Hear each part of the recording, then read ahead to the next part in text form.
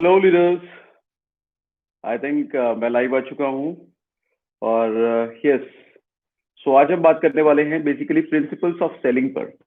Selling के principles पर आज हम बात करने वाले हैं। सो मुझे जरा चैट बॉक्स में, कमेंट बॉक्स में जरा मुझे यकीन दिला दीजिए कि मैं लाइव आ चुका हूँ और मेरी आवाज और मेरा वीडियो दोनों ही क्लियर है।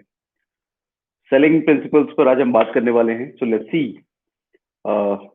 एम आई ऑडिबल और विजिबल हूँ कि नहीं मैं? Cool, nice. Manish, Vaibhav, Siddharth, Shreya, Isha, Manish, Vaibhav, cool, nice. Thank you very much, thank you very much, thank you very much.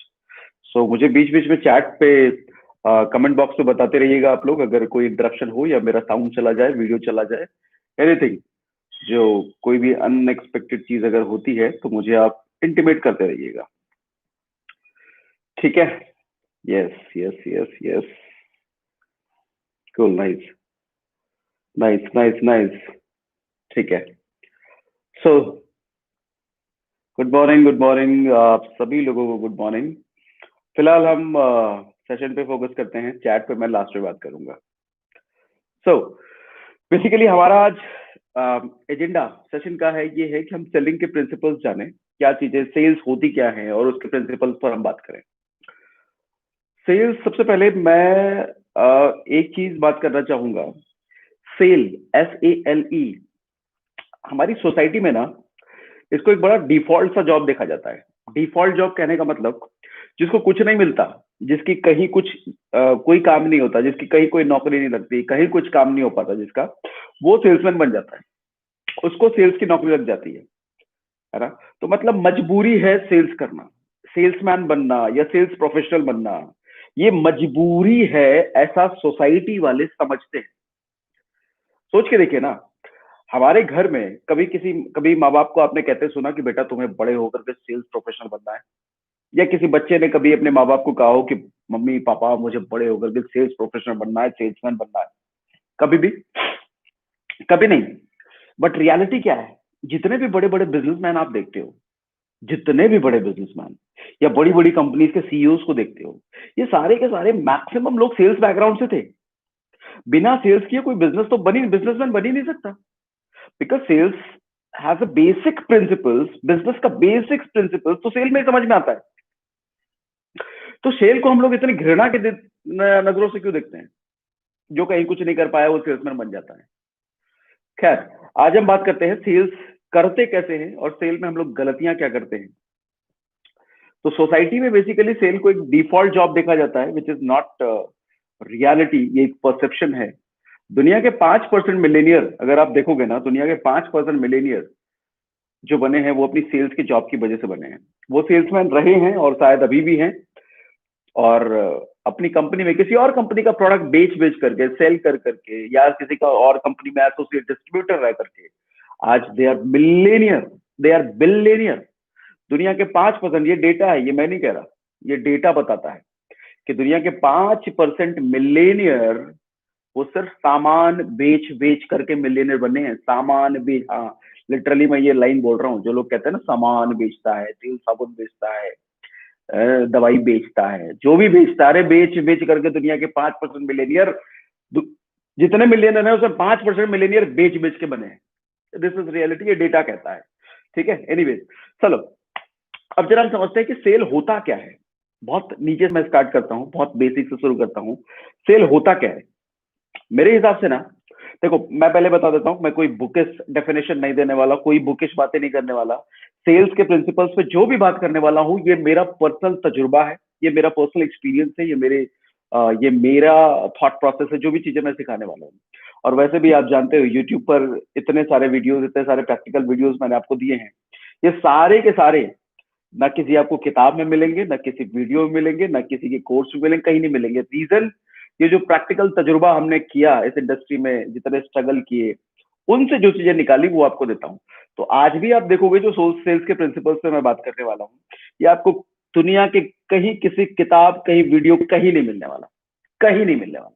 Reason, तजुर्बा है ये। तभी तो मैं कहता हूँ जितना ज्यादा रगड़ोगे उतना ज्यादा तजुर्बा कमाओगे, जितना ज्यादा तजुर्बा कमाओगे उतना ज्यादा नोट कमाओगे।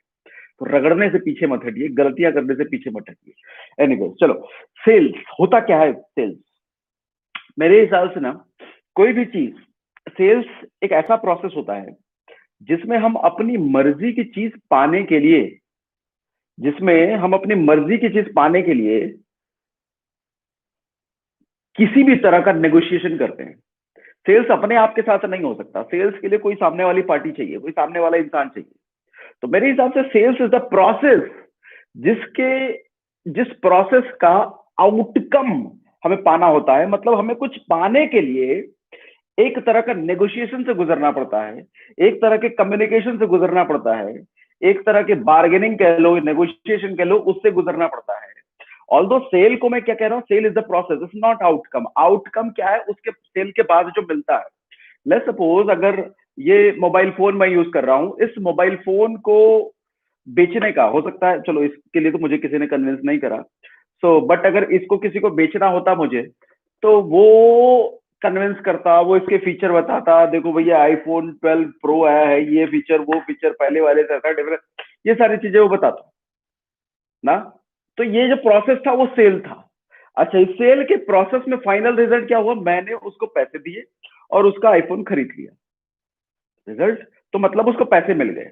तो एंड रिजल्ट को पाने के लिए जो प्रोसेस है, नेगोशिएशन का प्रोसेस, कम्युनिकेशन का प्रोसेस, उसको हम कहते हैं सेल।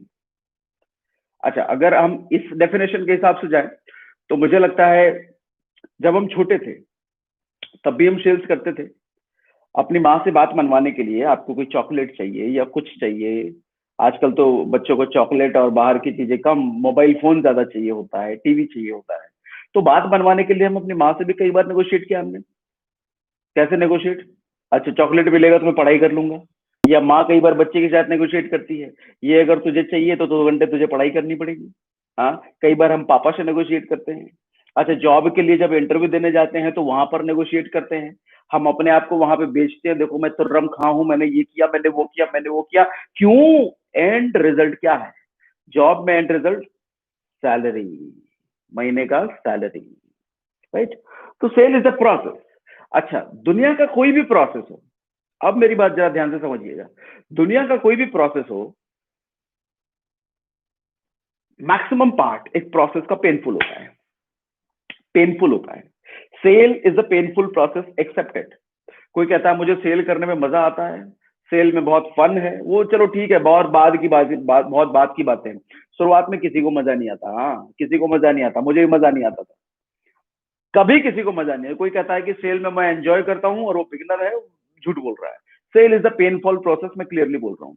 बट इस पेनफुल प्रोसेस के बाद जो आउटकम है वो बड़ा बेहतरीन है, बड़ा ही बेहतरीन है, बड़ा आलीशान है, अपनी मर्जी की लाइफ जीने का आउटकम है।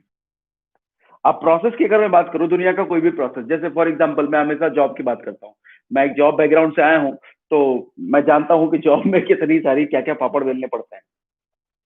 आप लोग चाहे तो चैट ऑफ कर सकते हैं, चैट पे रुक सकते हैं, वापस जो मैं बातें कह रहा हूं उस पर फोकस कीजिए। ओके, सो जैसे मैं नौकरी करता था, अब नौकरी में सुबह सुबह उठ करके बाइक पे फुटर फुटर फुटर फुटर करते हुए 1 घंटे चला करके ऑफिस पहुंचना, ऑफिस में दिन भर वो काम करना जिस काम को मैं करना नहीं चाहता, मुझे कोई मजा नहीं आता। अच्छा, उस काम में कोई गलती हो गई तो बॉस की डांट भी सुनना, हाँ बॉस की डांट सुनना, अच्छा और कुछ ज्यादा बड़ा हो गया तो क्लाइंट से भी बात सुनना। ये सारी चीजें प्रोसेस थी ना। आपने भी कभी नौकरी की होगी या स्टूडेंट रहे होगे तो पढ़ाई करने में मजा आता है, रोज कॉलेज जाने में आने में, रोज स्कूल आने में जाने में मजा आता है, होमवर्क करने में मजा आता है? नहीं आता, नहीं आता। लेकिन हम करते हैं, क्यों करते हैं? एक सर्टेन आउटकम के लिए। जॉब में आउटकम क्या है? महीने की 30 तारीख को सैलरी आती है, वो एक आउटकम है। तो उसके लिए उस प्रोसेस से गुजरना हमें मंजूर है, उस प्रोसेस से हमें गुजरना मजबूर। हम जानते हैं पेनफुल है, हम जानते हैं नौकरी करना मजबूर है, मुश्किल है, हम जानते हैं रोज दुकान खोलना मुश्किल है, हम जानते हैं रोज स्कूल जाकर के पढ़ाई करना मुश्किल है। लेकिन हमें क्या चीज है जो कि बांधे रखती है? कौन सी ऐसी चीज है जो मोटिवेटिंग फैक्टर बनता है हमारा? That is and goal, and result. और वो भैया, वो इतना चमकता सितारा होता है, सैलरी जॉब में, स्कूल में चलो फाइनल डिग्री, उसकी वजह से हम करते हैं, है ना। अच्छा, सेल्स के प्रोसेस का सबसे पेनफुल पार्ट अगर मुझसे आप पूछो तो जो इतने सालों के तजुर्बे में मैंने देखा है, सेल्स प्रोसेस का सबसे मुश्किल पार्ट होता है रिजेक्शन। रिजेक्शन, जब आप अपना प्रोडक्ट या सर्विसेज किसी के पास लेकर के जाते हो, पूरा जी जान लगाते हो, सब कुछ बताते हो उसको, समय लगाते हो आधा घंटा, 1 घंटा, 1.5 घंटा, और लास्ट में जब आपकी डील क्लोज नहीं होती, जब वो आपका सामान नहीं लेता या आपके सर्विसेज नहीं खरीदता या आपके साथ एसोसिएट नहीं होता, वो सबसे पेनफुल प्रोसेस होता है। और यही चीज लोगों को तोड़ देती है, यही चीज लोगों को तोड़ती है सबसे ज्यादा। तो सेल्स का सबसे पेनफुल प्रोसेस होता है रिजेक्शन। बट एक चीज समझिए, जैसा मैंने बोला कि सेल इज द प्रोसेस, कई प्रोसेस में पेनफुल चीजें होती हैं। तो सेल अगर एक प्रोसेस है तो इनमें एक चीज होती है रिजेक्शन। तो रिजेक्शन से क्या हम बच सकते हैं? नहीं बच सकते। नौकरी में क्या हम वो काम रोज जो नहीं चाहते हैं करना, उससे बच सकते हैं? नहीं बच सकते। अच्छा, स्कूल जा करके रोज पढ़ाई करने से बच सकते हैं? नहीं बच सकते हैं। तो प्रोसेस ऑलवेज पेनफुल होता है, इस चीज को मान लो भैया। और सेल भी एक प्रोसेस है, वो भी पेनफुल है। उसमें सबसे मुश्किल, सबसे पेनफुल, जो सबसे ज्यादा पेन देता है, दैट इज रिजेक्शन। ज्यादातर लोग देखो ना, सेल्स के अगर प्रोफेशन में है, अगर क्विट करते हैं, छोड़ते हैं, व्हाई? मेरे किस्मत में लगता है नहीं कि मैं सामान बेच पाऊं, मुझसे बिकेगा नहीं, या मुझे बेचना नहीं आता, मुझे बात करना नहीं आता। लोग स्टार्ट तो करते हैं, क्विट कर देते हैं बिकॉज ऑफ रिजेक्शन। इसने मना किया, उसने मना किया, उसने मना किया, उसने मना किया। मतलब हमने परसेप्शन बना लिया कि मेरे तो बस का है नहीं, मेरी किस्मत में है नहीं, तो मैं बेच ही नहीं सकता। यही तो होता है। तो rejection is the most painful job, sorry mainful, सबसे पेनफुल, इस प्रोसेस का सबसे पेनफुल पार्ट, ये कहना।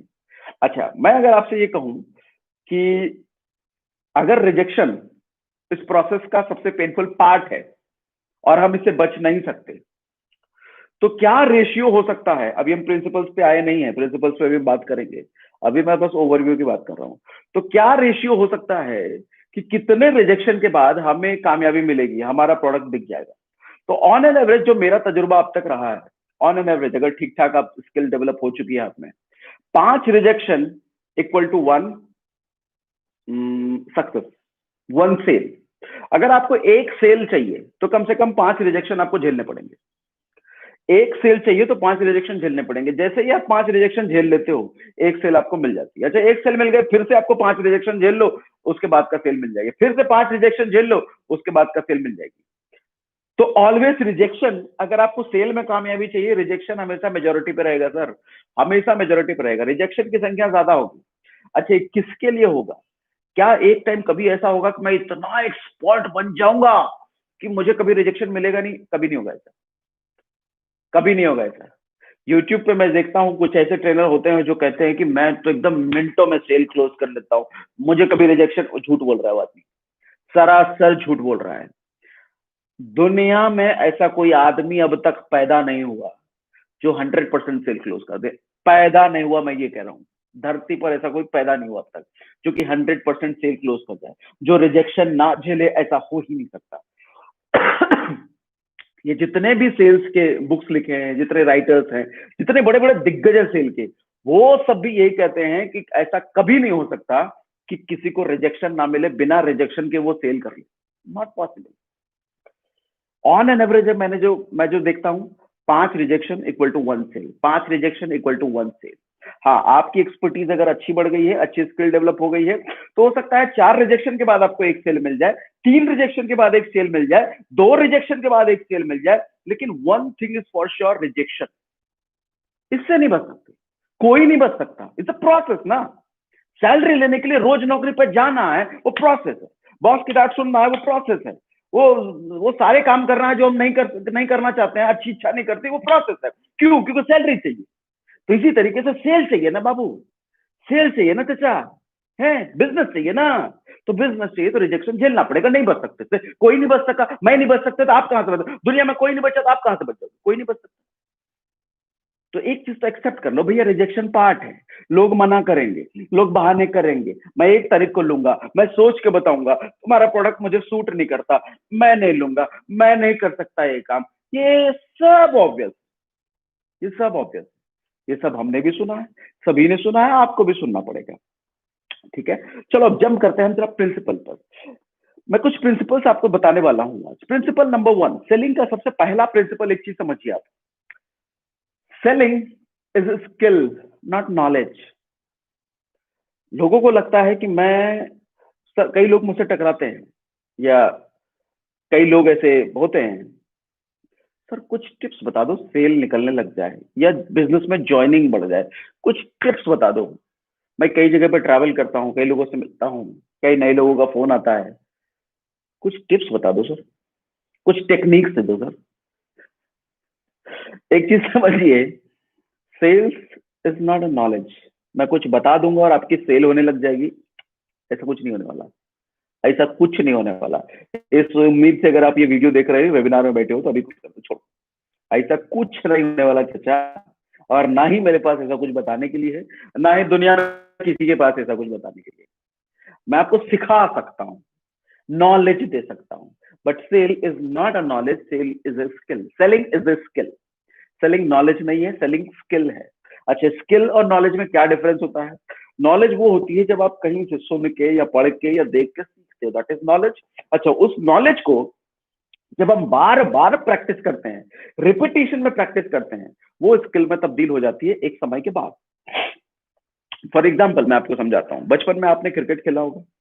अच्छा, क्रिकेट खेलने से पहले आपको बल्ला पकड़ना, बैट पकड़ना किसी ने सिखाया होगा, बेटा ऐसे पकड़ते हैं बैट, या बॉलिंग करना है तो ऐसे करते हैं। वो नॉलेज दे दिया, बट बैटिंग में आपकी एक्सपर्टीज कैसे आएगी? उसकी नॉलेज से नहीं, बार बार प्रैक्टिस करने से, दिन रात बैटिंग करने से या दिन रात बॉलिंग करने से, तब जाती है expertise. Similarly sales, similarly selling एक स्किल है। आप कितने भी वीडियो देख लो, कितने भी वेबिनार अटेंड कर लो, कितनी भी किताबें पढ़ लो, सर एक्सपर्टीज तो नहीं आ सकती। एक्सपर्टीज तो आएगी फील्ड में धक्का खाने से, एक्सपर्टीज आएगी मैक्सिमम नंबर ऑफ रिजेक्शन झेलने से। आप जितने ज्यादा लोगों से रिजेक्शन झेलोगे, जितने ज्यादा रिजेक्शन सुनोगे, और जितने ज्यादा लोगों से मिलोगे, जितने ज्यादा लोगों के पास जाओगे, एक्सपर्टीज वहां से आती है। और number of repetition, number of execution, number of action आपको और स्किल तगड़ी करने की तरफ लेके चला जाएगा, और स्किल मजबूत होती चली जाएगी। इस चीज से आप नहीं बच सकते, नहीं बच सकते।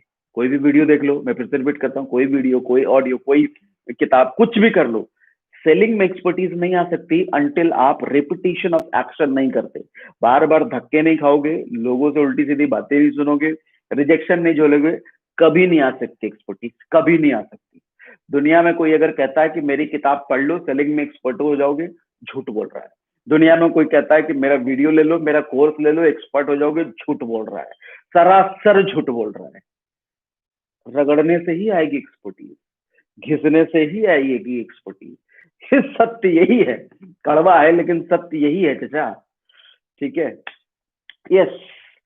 Principal number 2, five phases of five phases of becoming a sales person.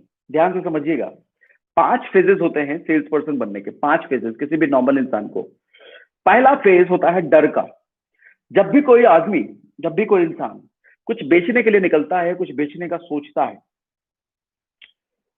एक दो कमेंट आ रहे हैं, आवाज नहीं आ रही। एक बार मुझे कमेंट बॉक्स में बताइए कि मेरी आवाज क्लियर है, मेरी आवाज क्लियर है, मेरी आवाज क्लियर है। यस से यस, कमेंट बॉक्स में लिखिए यस से यस, मेरी आवाज क्लियर है। क्विकली क्विकली क्विकली, मेरी आवाज क्लियर है? Yes yes yes yes, thank you thank you thank you. Number 1, thank you very much. So number 1 process, sorry number 1 phase, पहला फेज आता है डर का। बट ऑब्वियस है ये, कोई भी आदमी जब पहली बार सेल्स करने निकलता है, पहली बार सेल्स के धंधे में घुसता है, सेल्स के प्रोफेशन में आता है, सर डर लगता है। कोई कहे अरे डर काहे का लगना, कोई मार देगा क्या, चाकू मार देगा, गोली मार देगा, गर्दन काट देगा, डरने की कोई बात नहीं है, एकदम उतर जाओ फील्ड में। अरे फालतू बात मत करो, फालतू बात मत करो, लगता है डर। और ये जो ज्ञान जो दे रहे हैं कि डरने की कोई जरूरत नहीं, हमें कभी, सबको लगता है डर, हमें भी लगा था डर, और जो ज्ञान देते हैं उनको भी लगा था डर। रियलिटी, आपको अगर डर लग रहा है तो घबराने की बात नहीं, सबको लगता है, हमें भी लगा था। शुरुआत में डर लगता है। अच्छा, डर किस चीज का लगता है? ये बात सबको पता है कि वो चाकू नहीं मारेगा, ये बात सबको पता है कि वो थप्पड़ नहीं मारेगा, ये बात सबको पता है कि वो आपको कुछ करने वाला है नहीं, फिर भी डर लगता है। हमें डर इसलिए लगता है, हमें ये डर लगता है कि ये आदमी मेरे बारे में क्या सोच लेगा। एक आदमी को इस बात का डर हमेशा रहता है कि सोसाइटी वाले उसके बारे में क्या सोचेंगे, कोई कुछ गलत ना सोच ले, कोई मुझे कुछ ऐसा वैसा ना सोच ले। इस बात का डर शुरुआत में हमेशा रहता है। हाँ, जब आप सेल्स के प्रोफेशन में आ जाते हो, मार्केटिंग में आ जाते हो, अपने अपलाइंस के, अपने लोगों के टच में रहते हो, तो वो आपको सिखाते हैं कि लोगों की परवाह करना हमारा काम नहीं है। सबसे बड़ा रोग क्या कहेंगे लोग, ऐसी ऐसी बातें करके आप मोटिवेट होते हो और चीजें समझते हो। उसके बाद डर लगना खत्म हो जाता है, लोगों से डरना बंद हो जाता है। आज के डेट में मुझे किसी से कोई परवाह नहीं है, कोई मेरे बारे में क्या सोचे। मैं ग्रो हो रहा हूँ, मेरी टीम ग्रो हो रही है, दैट्स द ओनली ओनली वही सिर्फ मेरे लिए मैटर करता है। बाकी दुनिया के लोग क्या सोचते हैं, आई डोंट केयर। लेकिन शुरुआत में ऐसा नहीं होता दोस्त, शुरुआत में बड़ी केयर होती है। शुरुआत में लोग क्या सोचते हैं बहुत फर्क पड़ता है, और सबको पड़ता है, सबको पड़ता है। तो नंबर वन फेज होता है डर का। जब आप सेल्स के प्रोसेस में घुस रहे हो, नंबर वन प्रोसेस होता है डर का। नंबर टू फेज होता है, नंबर टू फेज होता है रिजेक्शन का। आप किसी तरीके से अपने डर पे काबू पा करके सामने वाले के पास बैठते हो, अपना प्रोडक्ट लेकर के, अपना बिजनेस प्लान लेकर के, और किसी वजह से आपको रिजेक्शन मिलता है या तो बहाने मिलते हैं। Number two phase two rejection का। ऑब्वियस सर, सबके साथ होता है, आपके साथ होता है, घबराने का नहीं, सबके साथ होता है। फेज थ्री में आता है डीमोटिवेशन। जैसे ही आपको रिजेक्शन मिलता है, रिजेक्शन मिलने की क्या बात बड़ी खुशी होती है? नहीं, कभी नहीं होता, कभी नहीं होता। और नया आदमी तो ये समझ लेता है, चार पांच जैसे ही रिजेक्शन मिले, नया आदमी ये समझ लेता है मेरी किस्मत में नहीं है, मेरे से काम ये होगा ही नहीं, मेरे बस का ही नहीं है। नया आदमी कोई भी ये सोच लेता है, हमने भी सोचा था। हाँ, हमने मतलब डिफरेंस सिर्फ ये था कि हमने सोचा कि इसके अलावा कोई ऑप्शन नहीं है। अपलाइन ने बोला सीखा जा सकता है, अपलाइन ने बोला सीखा जा सकता है, हमने कहा चलो सीखा जा सकता है तो सीखेंगे फिर। अपलाइन ने बोला कितने भी रिजेक्शन आए घबराना मत, हमने कहा ठीक है, नहीं घबराएंगे। अपलाइन ने बोला कोई कुछ भी बोल ले तो तुम चिंता मत करना, हमने ठीक है, नहीं चिंता करेंगे। बस चीजें फिर होती चली गई। बट ये जो फेज बता रहा हूँ, ये ऑब्वियस सबके साथ ऐसे ही होता है। नंबर थ्री फेज मैंने क्या बोला है? डीमोटिवेशन। जैसे ही रिजेक्शन आता है, आपको डीमोटिवेशन भी आता है। फोर्थ फेज क्या आता है? जब आप डीमोटिवेट होते हो, तो डीमोटिवेशन के बाद, भयंकर डीमोटिवेशन के बाद चौथा फेज आता है। कुछ लोग यहां से क्विट करके निकल लेंगे, कुछ लोग डीप एनालिसिस में चले जाते हैं। डीप एनालिसिस, वो सोचते हैं क्यों नहीं हो रहा मुझसे, समझते हैं, अपने सीनियर से डिस्कस करते हैं, अपलाइन से डिस्कस करते हैं, और फिर वो लर्निंग के फेज में घुस जाते हैं।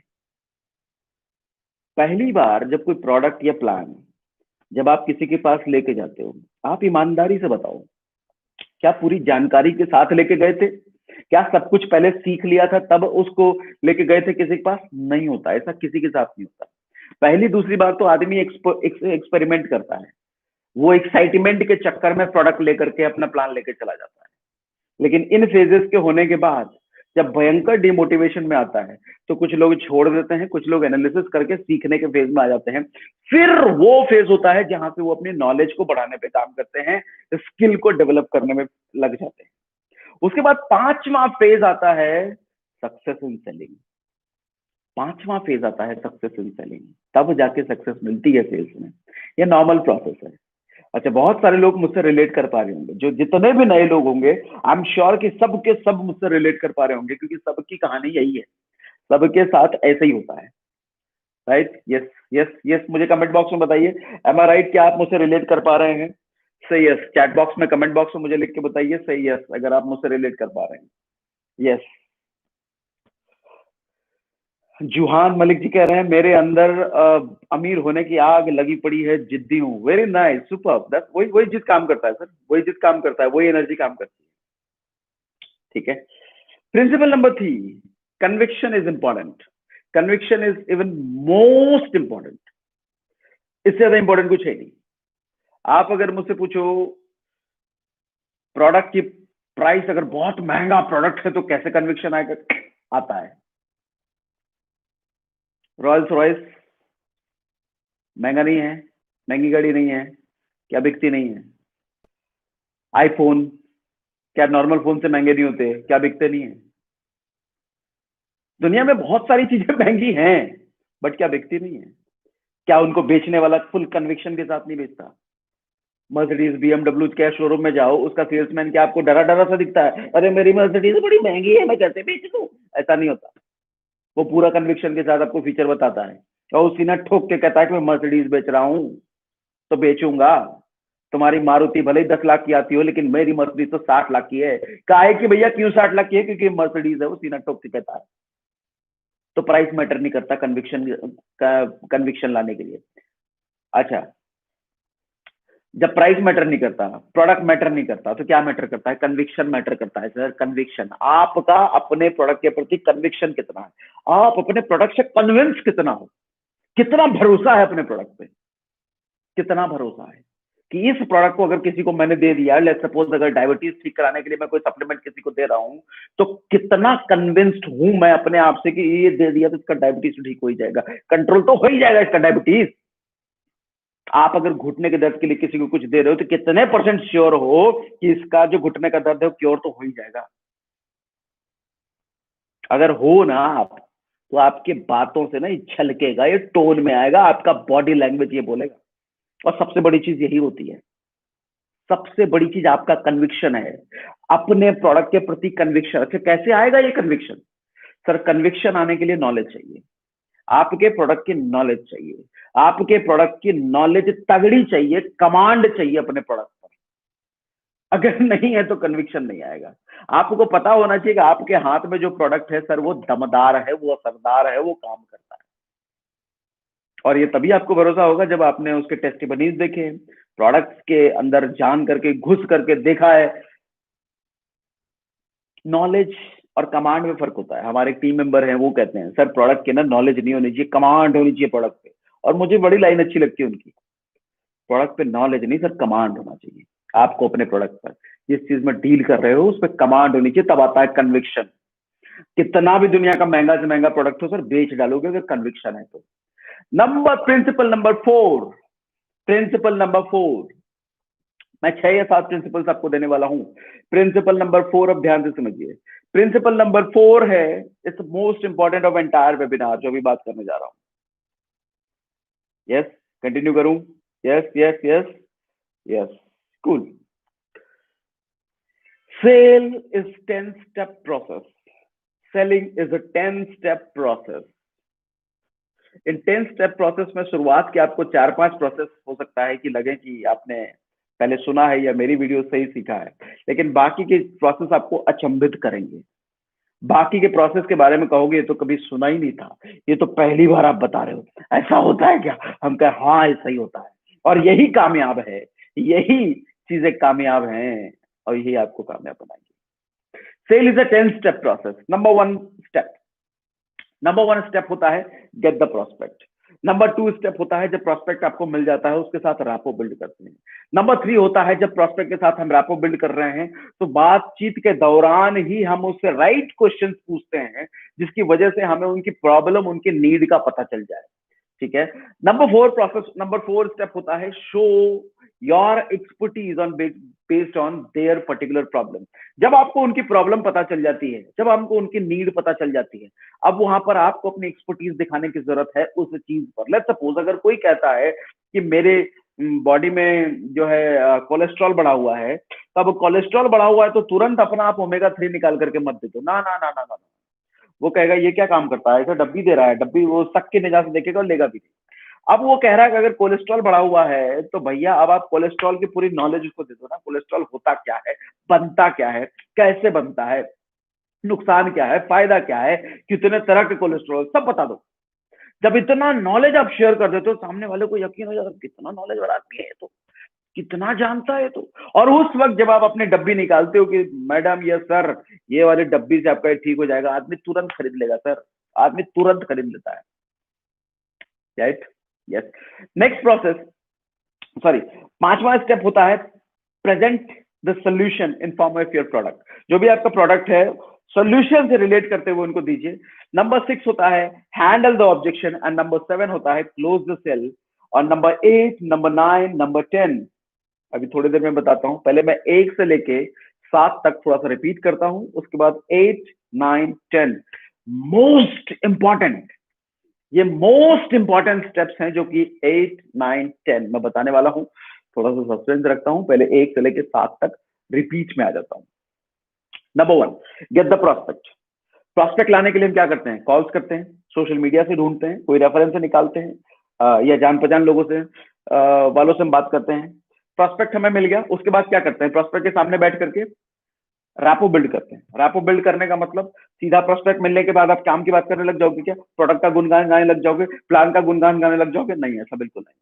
रैपो बिल्ड करते हैं, थोड़ा तालमेल बिठाते हैं, कहाँ से हो, नहीं से हो, क्या पसंद ना पसंद, थोड़ा घर की तारीफ वारीफ, इधर उधर थोड़ा एक दूसरे में इंटरेस्ट ले लिए, इधर उधर की सलमान खान की शादी करा दिए, राहुल गांधी की शादी करा दिए, बीजेपी में थोड़ा इंटरेस्ट ले लिए, इधर उधर फालतू जितनी बातें करनी कर लो। रैपो बिल्ड का मतलब वही होता है। उसके बाद नेक्स्ट स्टेप आता है आस्क राइट क्वेश्चन। अच्छा, सही सवाल, कई लोग मुझसे पूछते हैं सर सही सवाल क्या होता है, कैसे पूछें सही सवाल, कौन से वो सही सवाल हैं। एक हाईली रिकमेंडेड बुक है, कमेंट बॉक्स में लिख के मुझे बता सकते हो कौन से बुक की बात कर रहा हूं मैं। हाईली रिकमेंडेड बुक है, मैं अपने कई वीडियोस में उस बुक के जिक्र कर चुका हूं। और उस बुक को पढ़ना है तो एक बार मत पढ़ना, एक बार पढ़ने से फायदा नहीं मिलेगा, कम से कम 3 बार, मिनिमम 3 टाइम्स उस बुक को पढ़ना है। कौन से बुक की मैं बात कर रहा हूँ, जरा मुझे कमेंट बॉक्स में लिख के जल्दी बताइए, जल्दी बताइए मैं कौन से बुक की बात कर रहा हूँ। उस बुक को कम से कम आपको सर 3 बार पढ़ना पड़ेगा सही सवाल पूछने के लिए। यस, सवाल ही जवाब है, सवाल ही जवाब है। कुछ लोग कह रहे हैं नहीं नहीं नहीं नहीं, सवाल ही जवाब है, क्वेश्चन आर आंसर। इस किताब को सर एक बार ना पढ़ना, ऐसा नहीं कि मैंने बोल दिया सवाल ही जवाब खरीद लो तो खरीद लिया और एक बार पढ़ लिया। एक बार पढ़ने से कुछ नहीं होने का, 3 बार पढ़ना पड़ेगा सर, 3 बार। उसका पूरा पैसा वसूल करना है ना, पूरा किताब को निचोड़ना है तो 3 बार पढ़ना। जो साइकोलॉजी ऐसे काम करती है, कभी और बताऊंगा 3 बार क्यों पढ़ना है, लेकिन बात मान लो 3 बार पढ़ना है उसको।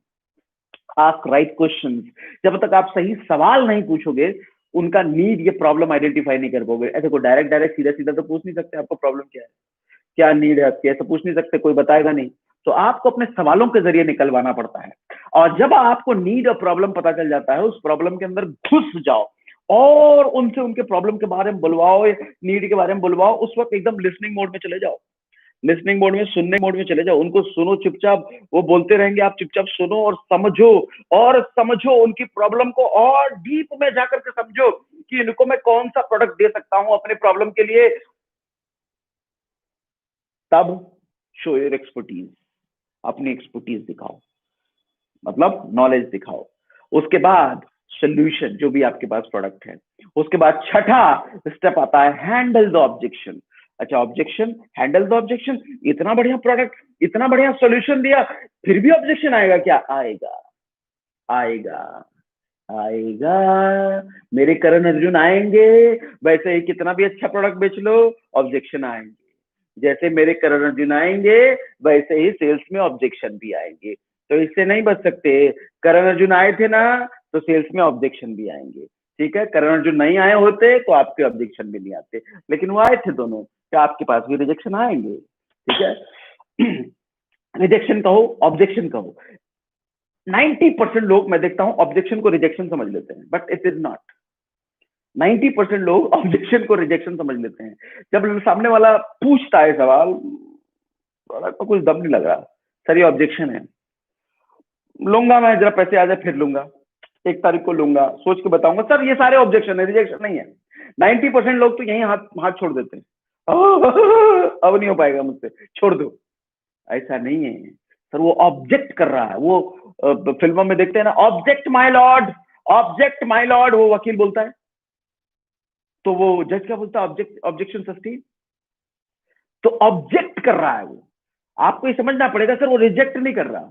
नए नए में तो हम भी समझते थे, अरे इसने तो देने लगा, अब नहीं लेने वाला, ये अब हमारा सेल क्लोज नहीं होने वाला। ऐसा नहीं है, ऑब्जेक्शन आपको हैंडल करने पड़ेंगे। कैसे ऑब्जेक्शन हैंडल करना है, कई सारे वीडियोस मैंने यूट्यूब पे दिए हुए हैं आपको, और कई सारी ट्रेनिंग्स भी दे रखी है, ठीक है। Handle the objection. And 7 step आता है क्लोज द सेल। पैसे लेकर के, पैसे ले लिए, सेल क्लोज हो गया, 7 स्टेप। 8वां स्टेप, अब मोस्ट इंपॉर्टेंट स्टेप समझिए इसके बाद, जो लोग नहीं करते। 8वां स्टेप, कान खोल करके देखो। ऐसा, आपके कान में तो ये नहीं लगा हुआ है ना, इसको कान को इधर लाओ, इसे कैसे नहीं लिया, हाँ। अब मैं वापस से इसको लगाता हूँ, कान को ऐसे इधर लाओ, इधर लाओ, इधर लाओ, जल्दी लाओ, जल्दी लाओ, लेके आए कान को, इधर लाओ, इधर लाओ, ऐसा ऐसा करके लाओ। 8वां स्टेप बताने वाला हूँ, बड़ा ध्यान से सुनिए। 8वां स्टेप आता है जब आपकी सेल क्लोज हो जाती है, जब आपका प्रोडक्ट बिक जाता है, सर उनसे कहो कोई 3 रेफरेंसेस आपसे मुझे चाहिए, उनसे हेल्प मांगो। सर आपसे मुझे हेल्प चाहिए, छोटी सी हेल्प चाहिए, क्या हेल्प चाहिए, आपसे मुझे कोई 3 रेफरेंसेस चाहिए जिनको ये सेम प्रॉब्लम हो या जिनकी सेम नीड हो, या आपको लगता है कि ये प्रोडक्ट उनके पास होना चाहिए, वॉट एवर, जितने अच्छे शब्दों का इस्तेमाल आप कर सकते हैं। बेसिकली आपको 3 रेफरेंसेस उनसे मांगने हैं, 3 रेफरेंसेस। अब देखो 3 रेफरेंसेस तो कोई भी दे सकता है, मांगने का तो आप 10 रेफरेंस मांग लो, लेकिन 10 रेफरेंस मांग लोगे तो कहेगा सोच के बताएंगे, बाद में आना, अभी टाइम नहीं है। 3, सिर्फ 3, और सम टाइम तो 2 प्रोस्पेक्ट और जल्दी में 2 रेफरेंस मांग लो। तो 2 या 3 जो रेफरेंसेस आपने मांग लिए, नया नया बन गया ना सर, आपकी लीड मिल गई ना आपको। अब लीड के लिए इधर उधर भटकना नहीं है, प्रोस्पेक्टिंग करने की जरूरत नहीं है, ढूंढने की जरूरत नहीं है, बना बनाया लीड मिल गया ना। तो जब भी किसी के पास क्लोज करो सेल, या क्लोज सेल ना भी हो, रेफरेंसेस 3 आपको मांगने ही है। आप किसी के पास प्रोडक्ट लेके जाते हो, आपकी सेल नहीं भी क्लोज होती है, तो एक चीज ध्यान रखो सर, हमेशा 3 रेफरेंसेस तो आपको मांगने ही मांगने हैं। और अगर जो क्लोज हुई या ना हुई, दोनों के केस में बोल रहा हूं, रेफरेंसेस तो मांगने ही मांगने हैं। Number 8 step and number 9 step. Number 9 बताऊं, ये और लोग नहीं करते, मैक्सिमम लोग नहीं करते, इसीलिए फेल होते हैं। इसीलिए कस्टमर उनका रिपीट कस्टमर नहीं बनता, कस्टमर से, एक ही कस्टमर से बार बार उनका ऑर्डर नहीं मिलता। कमेंट बॉक्स में मुझे बताइए मैं कौन सी चीज की बात कर रहा हूँ। एक कस्टमर से बार बार ऑर्डर लेने का सीक्रेट है ये, जिसकी बात मैं अभी कर रहा हूँ। एक कस्टमर से बार बार ऑर्डर लेने का सीक्रेट है, जिसकी बात मैं अभी कर रहा हूँ। मुझे कमेंट बॉक्स में लिख के बताओ मैं किसकी बात कर रहा हूँ, तुरंत मुझे बताओ, मैं वेट कर रहा हूँ, जल्दी बताओ मैं कौन सी चीज की बात कर रहा हूँ। एक कस्टमर से अगर आपको बार बार ऑर्डर चाहिए, एक ही कस्टमर से बार बार आपको बिजनेस चाहिए, तो मैं कौन सी चीज की बात कर रहा हूँ, मुझे लिख के बताओ कमेंट बॉक्स में। कमेंट बॉक्स के लिख के बताइए, कमेंट बॉक्स में लिख के बताइए, कमेंट बॉक्स में लिख के बताइए। कुछ लोग कह रहे हैं लॉ ऑफ सक्सेस, कुछ लोग कह रहे हैं रीपर्चेज, कुछ लोग कह रहे हैं रिलेशनशिप, कुछ लोग कह रहे हैं सवाल, बट एक कुछ नहीं सर, फीडबैक।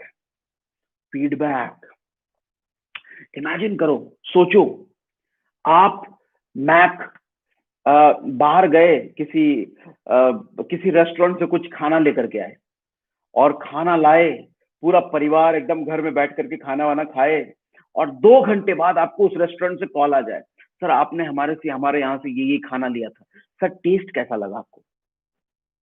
आपको यार बड़ा अच्छा रेस्टोरेंट वाला है, खाना लाने के बाद पूछ रहा है टेस्ट कैसा लगा। आप कहोगे हाँ बहुत बढ़िया टेस्ट था। आप कहोगे कोई कोई कौन सा मेन्यू, कौन सा, आप जो इतनी सारी चीजें लेके गए थे सर, कौन सी चीज उसमें आपको बेस्ट लगी हमारी? आप कहोगे ये वाली बेस्ट लगी। अच्छा, आप हमें कितनी रेटिंग देना चाहेंगे सर हमारी क्वालिटी और टेस्ट के बेस पे? आउट ऑफ 10 आप रेटिंग भी दे दोगे, आपको बड़ा अच्छा फील होगा। अच्छा, अगली बार जब भी आपको कहीं से खाना लाने का मन होगा, तुरंत ध्यान में वही रेस्टोरेंट आएगा, अरे वो रेस्टोरेंट वाला बड़ा अच्छा है यार, फोन करके पूछता भी है, उसी के पास चलो। होगा, होगा कि नहीं? अरे निश्चित होगा। तभी कहता हूँ फीडबैक, फीडबैक इंपॉर्टेंट है। हम कस्टमर को सामान तो बेच आते हैं, एक बार सेल हो गया तो अब काहे का, दोबारा जब कुछ बेचना है तभी, अच्छा आंटी जी हमारे पास ये भी प्रोडक्ट है, कोई लेना है क्या? फीडबैक लिए नहीं, उससे पूछे नहीं, और फिर दोबारा बेचने चल रहे। फीडबैक लो सर, आदमी को बड़ा अच्छा लगता है। आपने अगर किसी चीज का सप्लीमेंट दिया है, कुछ भी दिया है, 1 हफ्ते बाद फोन लगाओ ना उनको। अच्छा ये कैसे होगा फीडबैक, किससे किससे लेना, कैसे याद रहेगा? पूरा एक्सेल मेंटेन कर रखो, पूरा पेन पेपर पे लिख के रखो, किसको किसको क्या क्या सामान दिया है, किस किस डेट को, ताकि आपको याद रहे कि किस कस्टमर से मुझे कब फीडबैक लेना है। हफ्ते भर बाद लो, 15 दिन बाद लो, फिर महीने भर लो, बार बार 3 4 बार 5 बार फीडबैक लो ना, कि दिया था कैसा रिजल्ट है, क्या काम कर रहा है, क्या। अगली बार आपको उनको प्रोडक्ट बेचने की जरूरत नहीं पड़ेगी। कुछ भी नया प्रोडक्ट होगा ना, आपको अपनी सेल निकालनी है ना, बस एक बार फोन कर देना उनको, आपका सेल क्लोज हो जाएगा सर। या रेफरेंस चाहिए ना, वो किसी से और से बात कर रहा होगा, बातचीत के दौरान अगर उसको पता चलेगा कि ये वाली प्रॉब्लम मेरी ठीक हुई है, तुरंत आपका रेफरेंस दे देगा वो। आप उनके दिमाग में हावी हो चुके हैं सर, घुस चुके हो। Feedback, feedback, feedback. 10वां स्टेप, ये मॉडर्न जमाने का स्टेप है, ये तो और लोग नहीं करते हैं, ये तो मुझे लगता है सिर्फ मैं ही सिखाने वाला हूँ, और कोई ये स्टेप बताता ही नहीं है। अच्छा, वो जितने अपने चचा लोग पुराने, जो बाहर वाले हैं, विदेशी ट्रेनर्स जो होते हैं सेल्स के, कहीं आपको ये चीज नहीं मिलेगी जो 10वां स्टेप मैं बताने वाला हूँ, क्योंकि सब पुराने हो गए ना, 90s वाले ट्रेनर हैं, और हम ठहरे आज वाले सोशल मीडिया वाले ट्रेनर। अच्छा, तो इसलिए मैं आपको लेटेस्ट स्टेप बताता हूँ, लेटेस्ट एकदम मार्केट में लेटेस्ट आया है। तो 10वां स्टेप करना एकदम भयंकर जरूरी है, निहायत ही जरूरी है। ये एक स्टेप आपको कम से कम 100 और नए लीड्स दे देगा, 100 और नए कन्वर्टेड सेल दे देगा, क्लोज सेल दे देगा, 100 क्या, मैं 1000 भी कह सकता हूं, वो भी गलत नहीं है। 10,000 भी कहूं तो भी गलत नहीं है। वो एक स्टेप आपको इतनी बड़ी सेल दे देगा। मुझे कमेंट बॉक्स में लिख के बताइए कौन से स्टेप की बात कर रहा हूं मैं। कमेंट बॉक्स में लिख के बताइए कौन से स्टेप की बात कर रहा हूं। जस्ट वो 1 स्टेप। 10 स्टेप प्रोसेस में सेलिंग इज 10 स्टेप प्रोसेस। वो 1 स्टेप में कौन से स्टेप की बात कर रहा हूं, मुझे कमेंट बॉक्स में लिख के बताइए, जरा देखूं आपका अंदाजा कितना है। आपने मेरे पुराने वीडियोस कितने देखे हैं, जरा मुझे पता चले। और कितने वीडियोस देख करके आपने उन पे अमल किए हैं, जरा मुझे पता चले। जल्दी मुझे बताओ कौन से स्टेप, 10वां स्टेप कौन सा स्टेप है। रिलेशनशिप पैक्ट कौन सा स्टेप है, मुझे जल्दी से कमेंट में लिख के बताइए। रश्मि रावत जी कह रहे हैं I don't know sir. Okay, no problem. एक लिख रहे हैं online prospecting but, emergency creating but, good product but, free product but, offer दे दो बट, गिफ्ट दे दो। 10वां step is the most important. Most important. कह रहे हैं I love you teaching, I love you sir, I love you too, I love you too. लेकिन love you हम बात बाद में करेंगे, फिलहाल हम ट्रेनिंग की बात कर रहे हैं। 10वां step is most important. Digital marketing कहाँ चले गए? नहीं, 10वां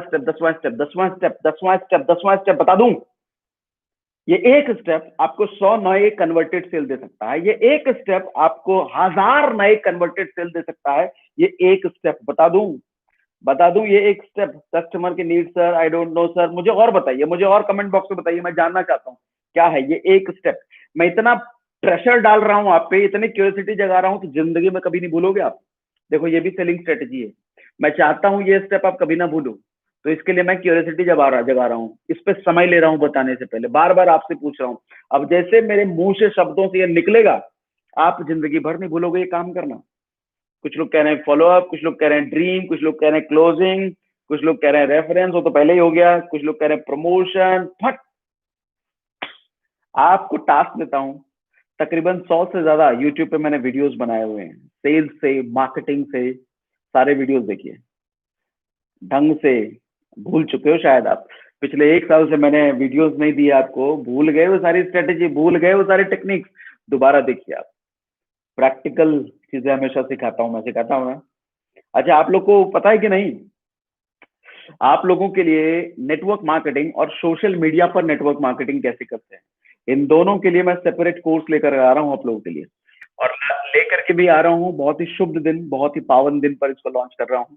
26 जनवरी को 26 जनवरी को मैं 10x नेटवर्क मार्केटिंग एक सेपरेट कोर्स लॉन्च कर रहा हूं। और सोशल मीडिया पर जो लोग काम करना चाहते हैं, जो घर बैठे काम करना चाहते हैं, उनके लिए 10x सोशल मीडिया नेटवर्किंग का कोर्स ला रहा हूं। देयर आर 2 कोर्सेज, 2 कोर्सेज मैं लॉन्च कर रहा हूं 26 जनवरी को। 10x सोशल मीडिया नेटवर्किंग और दूसरा course 10x network marketing. MLM mastery जो पुराना वाला कोर्स था, उससे कहीं ज्यादा एडवांस ये कोर्स है और उससे बिल्कुल अलग होगा। वो तो बिल्कुल बहुत ज्यादा डिटेल्ड वर्जन था। एक एक वीडियो की लेंथ, उसमें 70 वीडियो मैंने आपको दिए थे MLM मास्टरी में, 70 वीडियो। और एक एक वीडियो की लेंथ 1.5 घंटे, एक एक घंटे 1.5 घंटे तक थी। कुछ वीडियो 1.25 घंटे के भी हैं एक एक वीडियो। इंडस्ट्री में इतनी नॉलेज, इतनी detail knowledge, I can bet, challenge कर सकता हूं आपको, किसी ने ना दी होगी, और देगा तो फ्यूचर में नहीं जानता। 70 वीडियो और एक एक घंटे के वीडियो। जनरली लोग जो ट्रेनिंग देते हैं, एक वीडियो 10 मिनट, 15 मिनट, 20 मिनट की हो जाएगी, उससे बड़ी क्या होगी। मैंने 1.5 घंटे के आपको वीडियो दिए हैं MLM मास्टर में। लेकिन अब उसका क्रिस्प वर्जन, एडवांस वर्जन, और कुछ नए कंटेंट के साथ और नई इंफॉर्मेशन के साथ, अपडेटेड इंफॉर्मेशन के साथ, नई स्ट्रैटेजी के साथ, नई टेक्निक के साथ आप लोगों के लेके आ रहा हूं। 10x नेटवर्क मार्केटिंग 26 जनवरी को लॉन्च होगा। और 10x सोशल मीडिया नेटवर्किंग, उसमें मैं सोशल मीडिया से संबंधित चीजें बताने वाला हूं। सोशल मीडिया पर घर पे बैठ करके, एक कमरे के में बैठ करके, सिर्फ अपने फोन की हेल्प से आप कैसे पूरी दुनिया में प्रोस्पेक्टिंग कर सकते हो, अपना बिजनेस एक्सपैंड कर सकते हो, कैसे हम लोगों ने, हमारी टीम के बच्चों ने किया, वो सारी चीजें मैं सिखाने वाला हूँ। एनरोलमेंट का नंबर, अभी थोड़े दिन रुक जाओ सर, थोड़े दिन नहीं, मे बी 1 या 2 दिन मैं ऑफिशियल अनाउंसमेंट करूंगा। अभी ऑफिशियल अनाउंसमेंट बिल्कुल भी नहीं है। ऑफिशियल अनाउंसमेंट करूंगा, आपको कॉन्टैक्ट पॉइंट भी मिलेगा, उस पर कॉल करके आप प्री बुकिंग, प्री लॉन्चिंग की एक सेपरेट प्राइस, एक अलग प्राइस हमने डिसाइड करी है। प्री लॉन्चिंग में बहुत सस्ते में हम इसको देने वाले हैं। अप्रॉक्स मुझे लगता है जो हमने डिसाइड किया है 98% डिस्काउंट, 98% डिस्काउंट तक हम इसमें देने वाले हैं प्री लॉन्च के फेज में, यानी कि 26 जनवरी के पहले पहले। उसके बाद ये ओरिजिनल प्राइस में आ जाएगा। सो वेट फॉर 1 और 2 डेज हार्डली, आप लोगों को मिल जाएगा वो। एनीवेज, सो 10वां स्टेप है सर, बता दूं बता देता हूं। इमेजिन करो आपके घर कोई प्रोडक्ट जो भी बेचने आया है, मान लो मैं कोलेस्ट्रॉल का एग्जांपल ले लूं, कोलेस्ट्रॉल की कोई सप्लीमेंट आपको बेचने आया है और आपको यकीन नहीं हो रहा है ये काम करेगा कि नहीं करेगा, करेगा कि नहीं करेगा, करेगा कि नहीं करेगा। वो 50 तरह के सबूत आपको दिए जा रहा है, बोल रहा है सर ये काम करता है, ऐसा काम करता है, वैसा काम करता है, हमारे प्रोडक्ट काम करते हैं, ये वो। लास्ट में एक चीज वो करता है, वो क्या करता है, अपने फोन में कुछ वीडियोस उसने रखे हुए हैं कि जिसको पहले ये सप्लीमेंट दिया था और उनको बड़ा काम आया था, उनको अच्छा रिजल्ट मिला था, उनके टेस्टिमनी उनके ले रखे थे, और वो वीडियो आपको दिखाता है, सर ये देखिए अंकल जी थे इनको, और अंकल जी बोल रहे हैं पहले मेरा ये था, इतना कोलेस्ट्रॉल था, थैंक यू इस बच्चे का, इसने मुझे ये दिया, ऐसा दिया, अब मेरी हालत ये है, वो है, वो है। फिर एक और वीडियो दिखाया एक लेडी का, एक महिला का, वो महिला भी ऐसे ही बोल रही है, अपनी कहानी सुना रही है, अपनी दर्दनाक कहानी सुना रही है, कितनी समस्या थी, कितनी दिक्कत थी, और इस प्रोडक्ट की वजह से कैसे उसका प्रॉब्लम सॉल्व हो गया। अब इसके बाद मालूम क्या होगा, अब आपका डाउट पूरी तरीके से खत्म हो जाएगा, तुरंत वो डब्बी खरीद लोगे, आप तुरंत वो प्रोडक्ट आप खरीद लोगे। रिजल्ट सबसे ज्यादा अट्रैक्ट करता है सर, रिजल्ट। आप अभी तक जो बता रहे, वो आपको जो बता रहे थे या आप जो बता रहे थे, वो सिर्फ लॉजिक था, वो सिर्फ डेटा था, लेकिन अब जो शेयर किया वो प्रमाण शेयर कर दिया, रिजल्ट शेयर कर दिया। अब तो रामबाण, अब इसके बाद प्रोस्पेक्ट पानी नहीं मांगेगा, अब आपका प्रोडक्ट बिकना ही बिकना है सर, निश्चित बिकना है। एक टेस्टिमोनी दिखा दो, टेस्टिमोनी जितना ज्यादा से ज्यादा रखो, वीडियो टेस्टिमोनी, किसी को कुछ भी दिया, रिजल्ट आया है सर प्रोडक्ट, तुरंत वीडियो टेस्टिमोनी रिकॉर्ड करो, पूरे अपने बारे में बताओगे, उनसे टेस्टिमोनी लो, उनसे फेसबुक पर शेयर करवा, फेसबुक पर बोलो ना एक पोस्ट डाल दे बस, या फिर अपना वीडियो रिकॉर्ड करके फेसबुक पे शेयर कर दे कि फला फला उस आदमी ने मुझे ये दिया था, इस प्रॉब्लम के लिए मेरा ये ठीक हो गया। इतना रिक्वेस्ट करो ना उससे, क्यों नहीं करेगा, क्यों नहीं करेगा? उससे बहुत भयंकर सेल निकल जाएगी आपकी, भयंकर सेल निकलती है, उससे भयंकर लीड्स मिलते हैं, भयंकर भयंकर रेस्पॉन्स आता है, भयंकर। मैं कितना जोर दे के बोल रहा हूँ, भयंकर। और इतना ही सच में भयंकर रिजल्ट होता है वीडियो टेस्टिमनी का। तो वीडियो टेस्टिमनी बनाया कीजिए जब भी किसी को कुछ देते हैं, ठीक है? Yes yes yes yes yes. तो प्रिंसिपल नंबर 4 मैंने क्या बताया, सेलिंग इज 10 स्टेप प्रोसेस, वो 10 स्टेप में मैंने आपको बताया। प्रिंसिपल नंबर 5, पांचवा principle, happy mind creates more sale. Happy mind creates more sale, मतलब more sales gets done when sales person are happy. जब सेल्स पर्सन हैप्पी होता है ना, खुश होता है, सोच के देखो ना, जब आप खुश होते हो तो आपको कोई बुरा भला भी बोल के चला जाए ना, तो आप उसको इग्नोर कर दोगे। और जब आपका मूड खराब है, एकदम घर से लड़ाई उड़ाई होकर निकला है, घर में किसी ने कुछ सुना दिया है, या दोस्त से झगड़ा हो गया है, बाहर कोई हल्का सा भी पिंच कर दे, हल्का सा भी कमेंट कर दे, एकदम आग बबूला होकर तुरंत लड़ जाओगे। ऐसा होता है ना, ऐसा होता है कि नहीं होता? होता है ना। तभी कहता हूं, आदमी जब खुश होता है ना सर, बड़ी बड़ी सेल निकाल लेता है। उस वक्त उसका प्रेजेंस ऑफ माइंड कई गुना ज्यादा काम करता है, उसके रेस्पॉन्स करने की पॉजिटिविटी कई गुना ज्यादा काम करती है, उसके सोचने की क्षमता कई गुना ऊपर होती है, उसका बॉडी लैंग्वेज, उसके बॉडी से जो पॉजिटिव वाइब्स निकल रहे होते हैं वो कई गुना ज्यादा काम करती है, और जिसकी वजह से सेल निकालना बड़ा आसान हो जाता है, बहुत आसान हो जाता है। तभी मैं कहता हूं कस्टमर के पास जाने से अपना दिमाग चेक कर लो पहले, कि आपके दिमाग में क्या खुरापात चल रहा है, कहीं नाराज तो नहीं हूं, कहीं दुखी तो नहीं हूं, पत्नी ने बेलन मार के फेंका तो नहीं है, बेलन फेंक के मारा तो नहीं है घर से निकलने से पहले, है या माँ बाप ने 2 झापड़ देके घर से भगाया तो नहीं है, ऐसा कुछ हुआ तो नहीं है। अगर ऐसा कुछ हुआ है तो उस दिन छोड़ दो, उस दिन मत करो, थोड़ा माइंड अपना ठीक कर लो पहले। या फिर कुछ ऐसा करो कि घर में कभी ये नौबत ही ना आए, लोग खुश रहे, हमेशा हमेशा खुशनुमा माहौल बना रखे, ये ऐसा कुछ करके रखो, है। दिमाग जितना खुश रहेगा उतना ज्यादा बिजनेस आप एक्सपैंड कर पाओगे, दिमाग जितना खराब रहेगा धंधा उतना गिरेगा। तो अपना दिमाग हमेशा खुश रखने के लिए एफर्ट कीजिए। प्रिंसिपल नंबर कितना था ये? 5। Principle number 6, 80-20 principal. ऑल्दो मेरे पास इस वक्त 13 प्रिंसिपल हैं, बट मुझे लगता है 13 प्रिंसिपल बहुत लंबा हो जाएगा। सो ये लास्ट प्रिंसिपल मैं आपको दे रहा हूँ, 80-20 प्रिंसिपल। उसके बाद टाइमिंग का प्रिंसिपल है, लीड्स का प्रिंसिपल है, सेल्फ इमेज का प्रिंसिपल है। There are multiple principle, total 13 principles मैंने आपके लिए बनाए हैं, बट मुझे लगता है बाकी के प्रिंसिपल मैं किसी और लाइव में आपको दूंगा, किसी और ट्रेनिंग मॉड्यूल में देने वाला हूँ। सो नेक्स्ट मैंने क्या प्रिंसिपल बोला? 80-20 प्रिंसिपल। ध्यान रखिए एक चीज कि आपका 20% कस्टमर आपको 80% बिजनेस देता है ऑलवेज। आप चेक कर लो, आपके पास जितना बिजनेस आता है और कस्टमर अगर आपके पास 100 हैं, 100 कस्टमर की लिस्ट है आपके पास, 100 कस्टमर ने कभी आपसे सामान वामान लिया होगा, टोटल 100 कस्टमर है, तो 100 में से उन 20 कस्टमर जो होंगे, वो 20 कस्टमर आपको सबसे ज्यादा बिजनेस देते हैं। वो 20 कस्टमर आपसे रिपीट ऑर्डर भी लेंगे, आपको रेफरेंस भी देंगे और आपसे खुश भी रहेंगे। वो 20 कस्टमर, 80% कस्टमर तो यूं ही होंगे। 80-20 प्रिंसिपल। बट एक चीज समझिए, उस 20 कस्टमर को पाने में, वो जो क्रीम कस्टमर है, वो जो ऐसा कस्टमर है जो सबसे ज्यादा बिजनेस आपको देने वाला है, उस तक पहुंचने के लिए, वो पाने के लिए, ऐसे कस्टमर को अपने अपने मतलब अपने डेटाबेस में लेने के लिए उन 80 से होके गुजरना ही पड़ेगा आपको। उन 80 से होके गुजरना ही पड़ेगा। This is universal law, 80-20 principle. Similarly आपके बिजनेस में, आपके टीम में आप देखोगे, आपके 20% टीम मेंबर 80% रिजल्ट प्रोड्यूस करते हैं। 20% टीम मेंबर 80% और 80% टीम मेंबर सिर्फ 20% रिजल्ट प्रोड्यूस करते हैं। सिमिलरली कस्टमर के केस में 80% कस्टमर आपको सिर्फ 20% बिजनेस देगा और 20% कस्टमर आपको 80% बिजनेस देगा।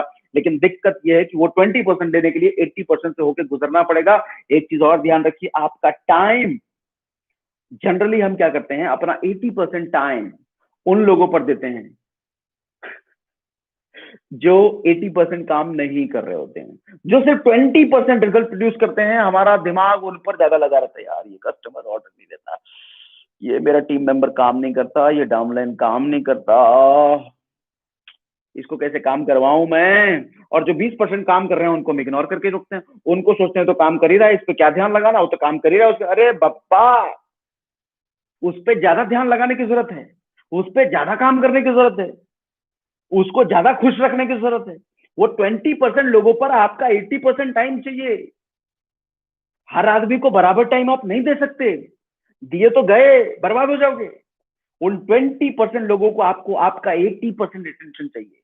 लेकिन हम करते क्या है, उन 80% लोगों को अपना हम 80% टाइम देते हैं। अरे 20% पीपल जो प्रोएक्टिव है नीड्स योर 80% टाइम। ठीक है, सो आज के लाइव में इतना ही। बाकी के और भी प्रिंसिपल बचे हुए हैं, सो वो सारे प्रिंसिपल मैं नेक्स्ट लाइव में, नेक्स्ट वीडियो में आपको दूंगा। सो आज के लिए इतना ही, और एक और दिन, एक दो दिन का इंतजार कीजिए, आप लोगों को मिलने वाला है वो दोनों कोर्स की information, 10x social media networking and 10x network marketing. ठीक है, good day, bye bye, thank you very much, good day.